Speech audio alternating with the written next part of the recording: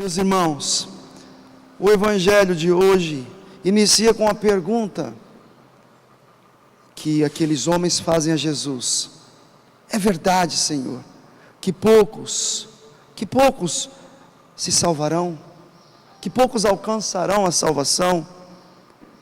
Talvez aqui uma pergunta que todos nós fazemos também, olhando para tantos desafios dentro da família, dentro daqueles que convivem conosco.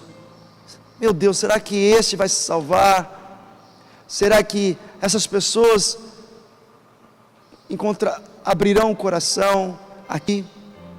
Será que esse vai se salvar, meu Deus? São tantas realidades, são tantas situações desonestas que nos cercam, tantos corações fechados, que às vezes você olha e diz: meu Deus, será que essa pessoa vai se salvar?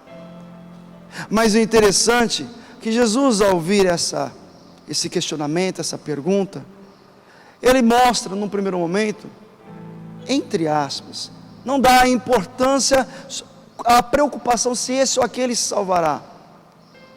Mas na verdade, a resposta de Jesus não é porque ele não tenha importância por aqueles, porque Jesus vai mostrar que o importante para nós é nos esforçarmos, nos aplicarmos, fazer todo o esforço possível para entrar pela porta estreita, fazer todo o esforço possível para fazer a vontade dEle.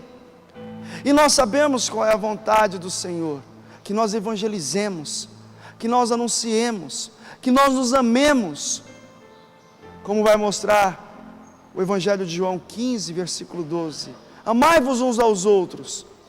E por que Jesus ele nos coloca na realidade de missão? Porque o esforçar significa assumir a sua missão. O esforçar a fazer a vontade de Deus significa se comprometer com a missão, como vai nos mostrar o catecismo da Igreja Católica.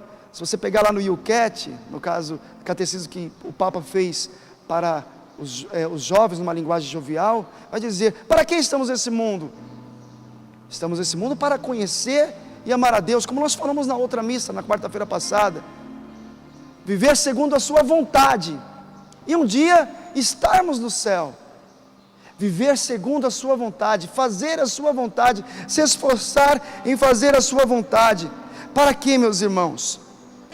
Para que o reino dos céus possa então ser instaurado na vida de cada um de nós. O reino dos céus já está no meio de nós, mas nós temos esse compromisso em nos preocupar, não se aquele ou aquele outro vai se salvar, mas em levar o reino dos céus para todos esses. Porque aí, meus irmãos, na medida que esses tiverem contato com a palavra de Deus, tiverem contato com a palavra traduzida em nossas vidas, em nosso testemunho, aí sim, eles sentirão sabor, eles sentirão vontade de querer caminhar para o Senhor. Talvez aqui está a resposta para nós. Sim, eles se salvarão na medida que eles encontrarem em nós cristãos comprometidos, cristãos que verdadeiramente vivem a palavra de Deus. Eu e você precisamos nos comprometer com a palavra de Deus, precisamos nos lançar a permitir que a palavra de Deus nos purifique, porque o compromisso com a palavra, o compromisso com a obra de Deus nos leva a sermos purificados de tudo aquilo que não é uma vivência cristã. Um olhar muitas vezes de julgamento, um olhar muitas vezes que traz como fundo a pretensão, porque nessa mesma indagação desses homens a Jesus, nessa pergunta que eles fazem a Jesus, nós sabemos que naquele tempo de Jesus, os chefes, os doutores da lei já se julgavam homens salvos, já se julgavam homens perfeitos, não muito diferente no tempo de hoje, porque vocês sabem que para os judeus, aqueles que são judeus autênticos, para eles herdarão o reino dos céus, e os gentios, que são aqueles que não são judeus, serão condenados. Mas o nosso tempo não é muito diferente, também para os cristãos. Tem muito cristão aí falando assim: olha, porque eu vou na igreja, porque eu participo da missa, olha, porque isso, porque aquilo outro, olha, porque eu participo da mesa eucarística, estou lá rezando as 1000 Ave Marias, então eu serei salvo. E depois fica com um olhar crítico, pretensioso: ó, mas aquele que não faz isso, não faz aquilo outro, não faz aquilo outro, e mais aquilo outro, esse não será salvo. Tem até cristãos aí que vivem falando assim: olha, se vier para a minha igreja você está salvo, você precisa vir para a minha igreja. Veja, o mesmo questionamento que traz uma pretensão como pano de fundo na boca daqueles homens que chegam até Jesus, é o mesmo questionamento com essa mesma pretensão que circunda a nossa igreja, que circunda todos os cristãos. Claro, não estou dizendo que necessariamente seja você ou eu, mas tem muito cristão aí batendo no peito, se achando salvo. E nós vamos ver numa outra passagem que Jesus vai dizer assim: cuidado, porque até as prostitutas prevalecerão a vós no reino dos céus. Olha lá no final do evangelho de hoje: há primeiros que serão últimos, e últimos que serão primeiros.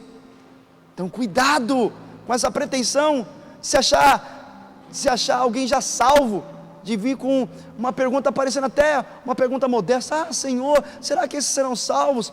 Meus irmãos, o que Jesus nos ensina hoje é que nós devemos nos esforçar em anunciar o reino de Deus, e nos esforçar a levar a palavra de salvação para essas pessoas, e não ficar preocupado se vai ser salvo ou não. A nossa preocupação é nos esforçarmos em cumprir a promessa do Senhor, em cumprir a obra do Senhor, em viver segundo a vontade do Senhor. Aí sim nós estaremos preparando o terreno, e mesmo que os nossos olhos não vejam, porque eu sei que há muitos de nós que estão aí lutando, anunciando, e parece que as coisas não mudam, mas é bom lembrar o evangelho de ontem, quando falava da semente que cai na terra, mas que no primeiro momento parece que não muda nada, porque aquela semente que caiu na terra, ela não vai dar uma árvore de uma hora para outra. Ela não vai dar, você sabe bem disso. Todo mundo aqui já plantou um feijãozinho enrolado no algodão ali, como matéria de escola lá na 4ª série. E você sabe que não é de uma hora para outra que aquele feijãozinho que foi ali plantado depois, logo em seguida vai dar vários frutos. Não. Que você pega lá depois as palhinhas e vai tirando os feijões. Não, é um tempo. Mas aparentemente no primeiro momento que você anunciou o evangelho, também é assim. Não é no primeiro momento talvez que a pessoa vai abrir o coração, mas está lançado a semente. E eu sei que muitos de nós estamos aí lutando, anunciando, mas é preciso que nós tenhamos esperança, é preciso que nós acreditemos que o Senhor há de cumprir a sua promessa no meio de nós. A salvação já adentrou em nossas vidas, o Senhor já nos deu a salvação, mas é preciso agora que nós tomemos posse, nos esforçando com o compromisso de anunciar para todos os povos. E talvez nós vamos bater muitas vezes nas portas dos corações de muitas pessoas, vamos bater muitas vezes, porque talvez não vai ser na primeira, na segunda, na terceira, mas esse feijãozinho plantado que é a semente do reino dos céus, no tempo devido dará o seu fruto, meu irmão, minha irmã. Por isso devemos nos esforçar, por isso não devemos cair na pretensão de fazer uma pergunta já se julgando salvo. Não, meus irmãos, somos chamados a nos esforçarmos, a nos comprometermos, para que assim como Jesus falou para Zaqueu, assim aconteça em nossas vidas. Jesus diz: hoje aconteceu a salvação para esta casa, porque também este é um filho de Abraão. Com efeito, o Filho do Homem veio procurar e salvar o que estava perdido. Para que nós nos comprometendo com a obra do Senhor, possamos vivenciar essa promessa do Senhor, de Ele salvar aquilo que estava perdido. Mas isso precisa começar dentro de nós, para que então nós possamos ter esse coração de doação, de entrega, porque o Senhor vai falar, porque no início do Evangelho vai dizendo, Jesus vai caminhando para Jerusalém, Jesus vai caminhando para a sua entrega total. É em Jerusalém que Ele vai ser julgado, condenado, é em Jerusalém que Ele vai ser crucificado, é em Jerusalém que Ele vai ser flagelado, caluniado. A entrega total, por amor a cada um de nós, esse compromisso que nós devemos, olhando para o nosso Senhor, também vivenciar para esses que estão longe de Deus, ou talvez para esses que não querem ouvir a palavra de Deus, de fazer das nossas vidas uma doação, aonde passaremos por calúnias, aonde passaremos por maltratos, aonde nós passaremos por tantas resistências de pessoas que falam, não quero saber, mas nós ali, sendo como hoje na tecnologia fala, que a perfuração de uma rocha se dá por um jato de água potente. Eu via isso na engenharia na época, quando eu estudava, e é tão potente esse jato de água que ele vai perfurando a rocha. Nós temos que ser como essa água viva, que está nos preenchendo a cada momento na Eucaristia, na presença de nosso Senhor que buscamos, para que possamos perfurar com o amor de Deus, os corações fechados, e ali apresentar o Salvador, e ali apresentar o Senhor de nossas vidas. Mas para isso, meus irmãos, nós precisamos permitir que a palavra purifique a gente, retire as pretensões, o nosso olhar de estarmos já perfeitos, salvos, melhores que os outros, com a perguntinha, será que esses vão se salvar? Como se dissesse, já estamos salvos, no sentido que nós já não precisamos fazer esforço nenhum. Não, meus irmãos, nós precisamos agora deixar com que a palavra de Deus nos purifique, para vivenciarmos o que diz hoje, na leitura da carta de São Paulo aos Efésios, para que possamos ser mais obedientes. Olha como a pretensão nos pega, muitas vezes nós não somos obedientes, muitas vezes nós é que somos os resistentes, nós é que somos aqueles que fechamos o coração, porque quando vem a ordem, nem sempre somos dóceis a obedecer, para que nós possamos viver honrando, temendo ao Senhor. Nem sempre estamos temendo ao Senhor, meus irmãos, nem sempre queremos fazer a vontade do Senhor, porque sabemos que o Evangelho é uma exigência contínua. E veja como Jesus vai falar no final do Evangelho. Ele vai contando aqui, para dar a resposta a esses homens, ele vai contando aqui uma historinha. Uma vez que o dono da casa se levantar e fechar a porta, vós, do lado de fora, começareis a bater, dizendo, Senhor, abre-nos a porta. E ele responderá, não sei de onde sois. Então começareis a dizer, nós comemos e bebemos diante de ti, participamos da Eucaristia, e tu ensinastes em nossas praças. Ele, porém, responderá, não sei de onde sois, afastai-vos de mim, todos vós que praticais a injustiça. Meus irmãos, precisamos purificar o nosso coração, porque muitas vezes, nós que comemos do pão eucarístico, nós que comungamos da nossa salvação, muitas vezes estamos aí cometendo injustiças uns com os outros. Falamos aqui na canção nova, pensar, falar e querer bem do outro. Nem sempre estamos pensando, querendo ou falando bem do outro. Olha quanta injustiça norteia a nossa vida, olha quanta injustiça nos tira-nos dessa porta estreita, nos querendo nos levar para a porta larga, a porta onde não precisamos perdoar, não precisamos nos reconciliar, não precisamos nos reconciliar. Não, meus irmãos, precisamos purificar a nossa vida de todas essas injustiças, a começar pelo pensamento, aquilo que julgamos, porque não cabe a nós julgar, mas amar. Não cabe a mim julgar ninguém, mas amar o meu próximo. E amar é acolher o outro da forma como ele se encontra, não concordando com o pecado, mas acolhendo porque é um filho de Deus. O esforço de anunciar o Evangelho para que aquele possa conhecer o reino dos céus, conhecer Jesus. Querer bem ou vontade que nos trai. Nem sempre queremos bem do outro, e muitas vezes queremos só aquilo que nos convém.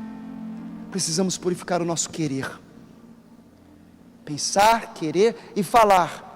O menor órgão que há em nós, a língua, mas ô linguinha que parece uma cobra, parecendo anaconda, parecendo a jiboia, a sucuri.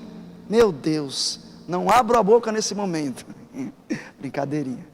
Mas olha, meus irmãos, precisamos purificar aquilo que falamos. Em Romanos vai dizer, fomos feitos para louvar, para bendizer, para abençoar e não para amaldiçoar. Quando falamos mal, estamos amaldiçoando, maldizendo o outro. Precisamos nos esforçar, meus irmãos, a purificar aquilo que falamos, porque o Senhor está dizendo, esforçai-vos Diga para o teu irmão: esforçai, meu irmão, em fazer a vontade de Deus. Esforçai, meu irmão, em entrar pela porta estreita. Esforçai, meu irmão, em amar. Coloca a mão no seu coração e diga: Senhor, dai-me a sua graça em amar o meu próximo.